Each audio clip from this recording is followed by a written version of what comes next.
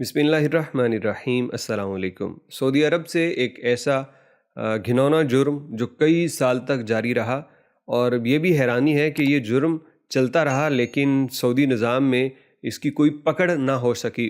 लेकिन उसमें सिर्फ निज़ाम ही नहीं बल्कि वालदैन का भी कसूर है।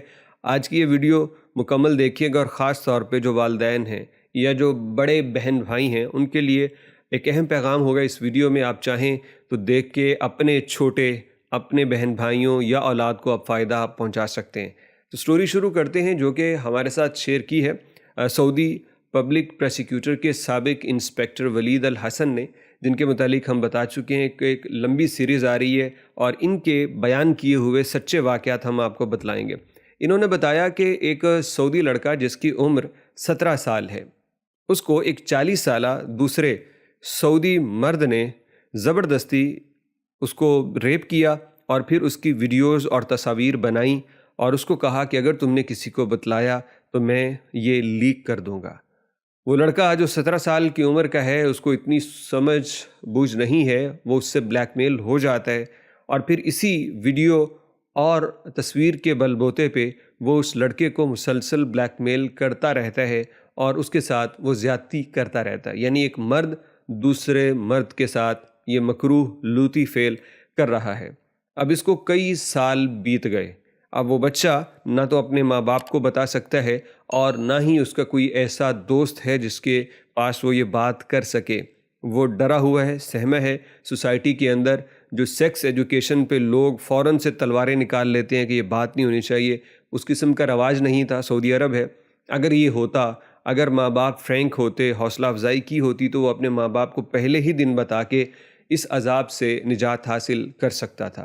लेकिन नहीं, माँ बाप की सख्ती होगी, फ्रैंकनेस नहीं थी। यहाँ तक कि इस लड़के के शादी के दिन आ गए।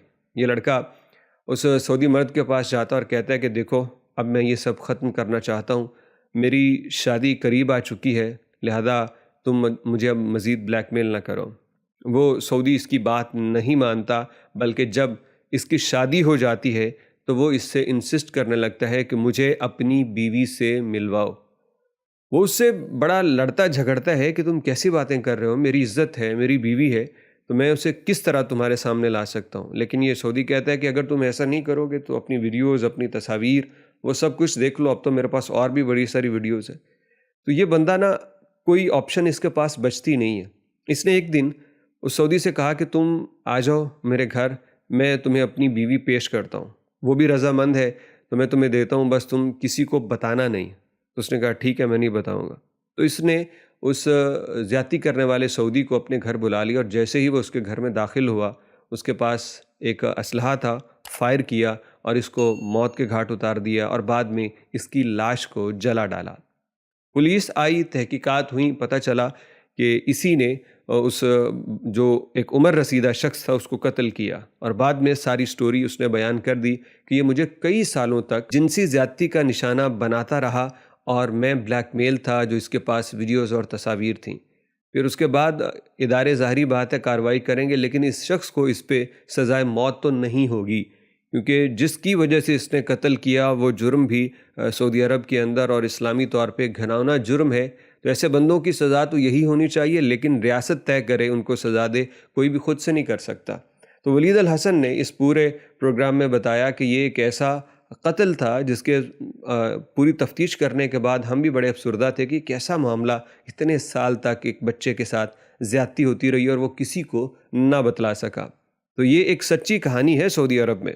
इसको आपसे सुनाने का मकसद क्या है कि हमें नहीं पता होता कि हमारे छोटे, हमारे जो बहन भाई औलादे हैं, वो किस तरह की चीज़ें फ़ेस कर रहे हैं सोसाइटी में। वो बाहर भी जाते हैं, स्कूल लाइफ है, ट्यूशन लाइफ है और बहुत कुछ है। तो उनमें एतमाद पैदा कीजिए, बल्कि उनसे ख़ुद बाज़ औक़ात ऐसी बातें कीजिए जो सेक्स एजुकेशन के मुतालिक है। इसमें कोई शर्म नहीं है, इसमें कोई बेहयाई नहीं है।